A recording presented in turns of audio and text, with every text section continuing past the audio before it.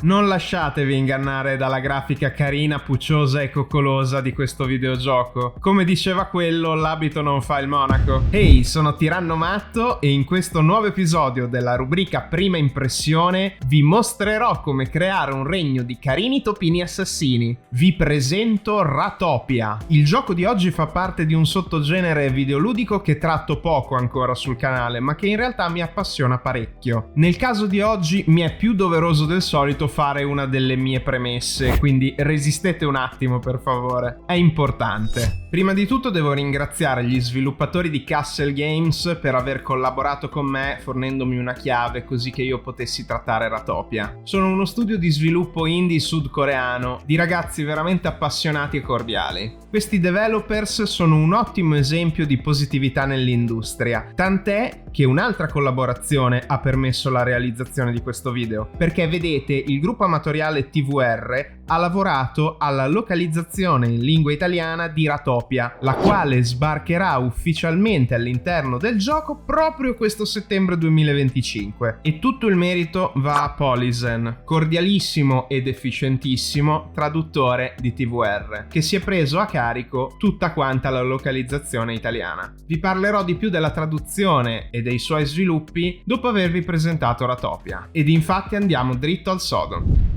Voglio presentarvi la mia prima impressione a caldo in maniera diversa dal solito, perché vi voglio mostrare anche le mie scelte di inizio partita. Per esempio, non ho giocato il sovrano predefinito, Elisa Rat la topina bianca, ma ho creato il mio Tiratto Matto, personalizzando ogni aspetto del mio regno, della mappa e della difficoltà. Ho mantenuto attivo il tutorial e non ho per nulla esagerato con la difficoltà di gioco, proprio per potervene parlare senza dover impazzire più di quanto io smatti solitamente. Ma perché prima ho detto che ci sono degli elementi da gioco di ruolo? Ebbene, contrariamente a titoli simili, in Ratopia noi controlleremo il nostro sovrano, che avrà una scheda del personaggio, delle statistiche iniziali derivanti da una classe e rappresenta il nostro strumento di potere diretto all'interno della partita. Tramite il sovrano potremo dare ordini anche ai nostri cittadini, ma per far arrivare i cittadini dovremo prima di tutto far sporcare le mani al suddetto sovrano e raccogliere le prime risorse, così da costruire un portale dal quale accoglieremo i rifugiati all'interno del nostro regno.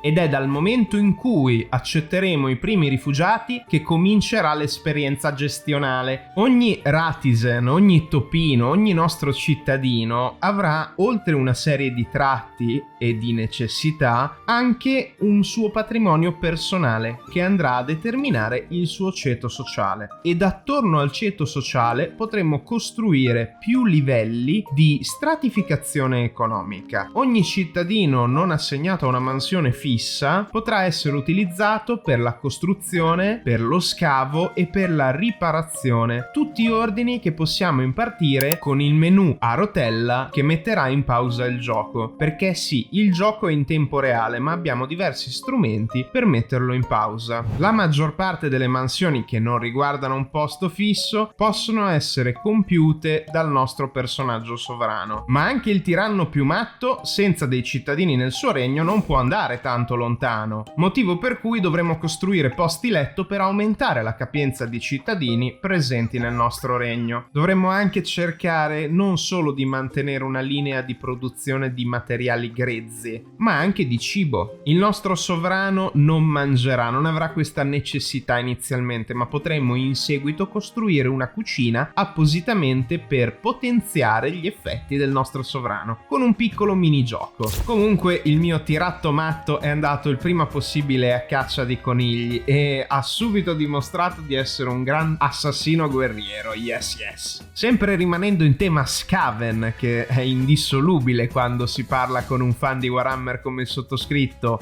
e ci sono in ballo dei topi, ho avuto la possibilità di costruire una campana per allertare tutti i cittadini quando i nemici sono alle porte.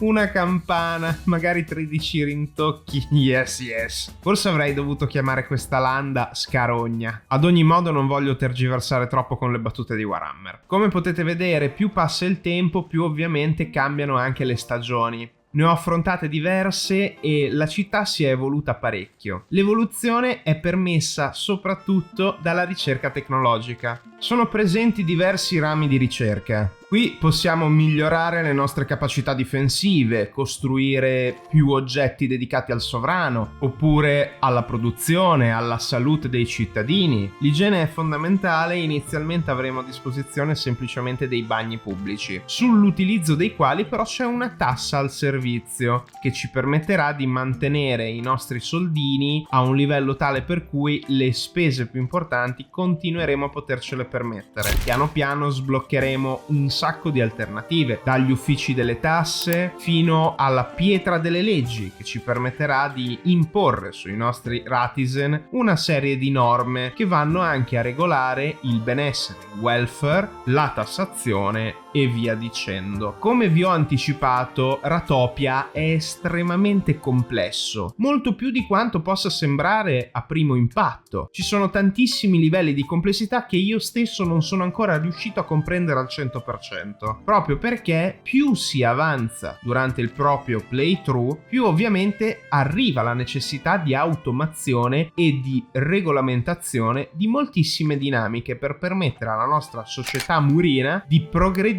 e prosperare. Proprio attorno alla prosperità ci sono tante meccaniche bellissime, fra cui gli eventi che ci vengono proposti dai nostri Ratizen. Sono eventi randomici, alcuni, altri stagionali, come quello della festa di maggio. Infatti mi era stato richiesto di costruire un albero della cuccagna con il quale avviare un evento ritualistico. Fatto questo, è stato chiesto anche al mio sovrano di trovare un'anima gemella. Vedete, è veramente complesso, ci sono tante piccole cose che vanno ad arricchire tantissimo il senso comunitario di questa utopia di topini. Topini che, come però vi ho già detto più di una volta, possiamo rendere veramente malvagi. E non solo tramite le due differenti religioni che sono presenti all'interno del gioco, anche con delle piccole scelte di tutti i giorni. A volte i topini compiranno dei crimini, toccherà a noi arrestarli e rieducarli, per esempio. E al contempo ci sono elementi da gioco di ruolo molto marcati, come i dungeon. Non vi voglio fare spoiler perché la narrazione di Ratopia alle volte è veramente unica e interessante. Vi posso semplicemente dire che ogni dungeon ci ricompenserà con delle scelte differenti. Inoltre possono verificarsi un insieme di catastrofi naturali o di eventi climatici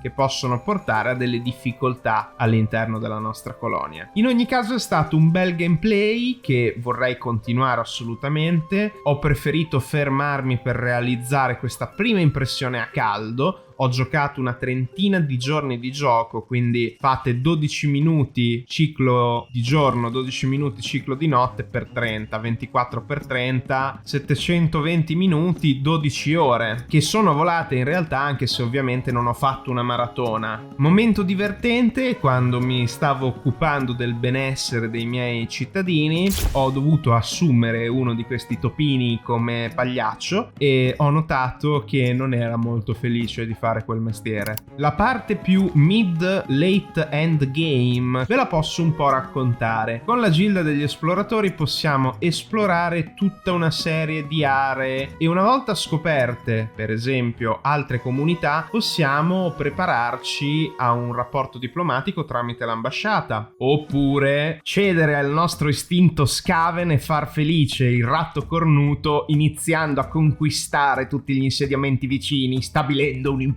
sotterraneo. Mi devo chetare perché purtroppo non ho avuto l'occasione di sperimentare la parte più strategica con la conquista militare dei regni vicini.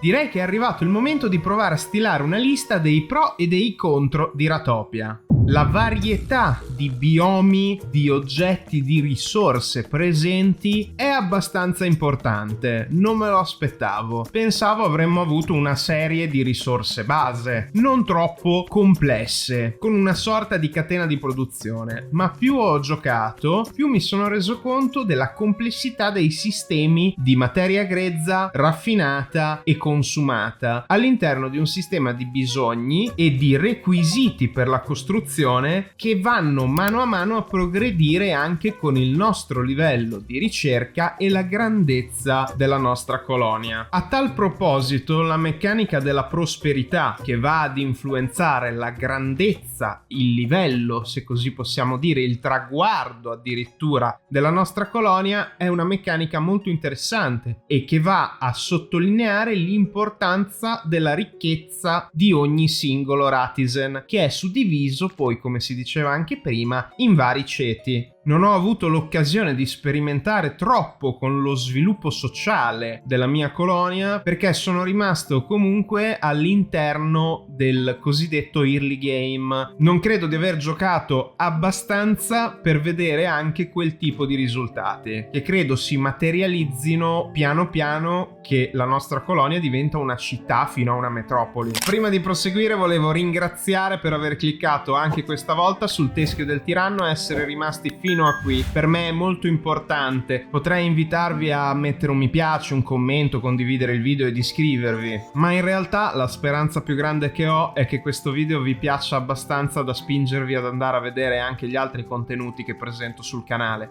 in quanto la mia vocazione su YouTube è di fare gaming varietà, senza concentrarmi mai troppo su un titolo, però cercando, gamer to gamer, di essere specifico, informato, ritagliandomi un mio spazio su YouTube Italia nella speranza di portare contenuti piacevoli, utili, informativi, coinvolgenti. Per concludere i pro, però, mi voglio spostare un pochino in campo neutro, perché per alcuni è un fattore positivo, come nel mio caso, per altri invece assolutamente no. Nel mio caso specifico di valutazione, secondo me il riuscire a mettere insieme tanti elementi diversi all'interno del gioco è positivo. Per molti capisco che possa essere un po' dispersivo, un melting pot di meccaniche, cioè per esempio l'indole che ogni Ratizen ha con tutti i suoi tratti, le caratteristiche, le statistiche, gli stati d'effetto,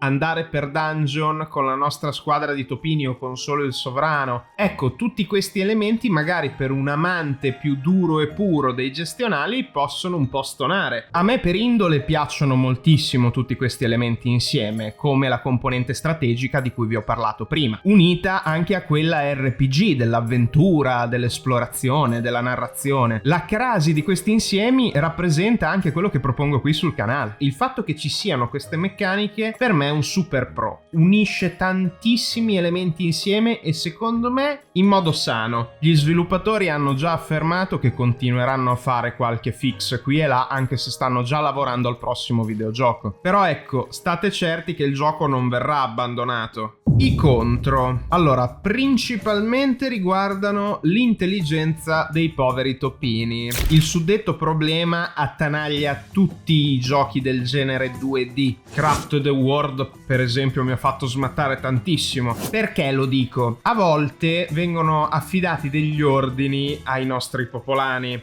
come per esempio andare a scavare un determinato percorso, posizionare un edificio, e si suicidano. Come, direte? Avete presente il vecchio metodo alla The Sims per ammazzare i Sims non desiderati, cioè farli entrare in una piscina e togliere le scalette? Appunto, purtroppo mi è capitato più di una volta, e nello specifico c'è stata l'enorme tragedia della pozzanghera dei pesci, in cui 5 topolini cretini sono rimasti affogati. E il problema è anche rendersene conto, perché più cresce la colonia, più difficoltà abbiamo a monitorare ogni cosa che succede su schermo. Altro contro che è legato a questo riguarda le automazioni, che esistono, sono utili, è vero, ma richiedono veramente impegno per essere comprese e per essere ottimizzate. L'ultimo contro che così a caldo mi viene da elencare è quello riguardante le ricerche. Capisco che serva un minimo di frizione, soprattutto all'inizio, però il dover sempre portare il sovrano al tavolo delle ricerche per avviare una missione finché non sblocchiamo la capacità di ignorare questo prerequisito è un po' pedante alla lunga, perché ci costringe a fare un'azione ripetitiva, togliendo tanto magari all'esperienza esplorativa di cui parlavo prima. Arrivati alla fine di questa prima impressione, però non andate via, perché vi vorrei parlare di come questo video è stato reso possibile non solo da Castle Games, ma anche dal gruppo di traduzioni amatoriali TVR, nello specifico dal mio amico Polyzen, al quale ho posto anche diverse domande e ve le leggerò insieme alle sue risposte. Volevo scherzare sulla scelta di non tradurre Ratisen in per esempio Rattadini o qualcosa di simile.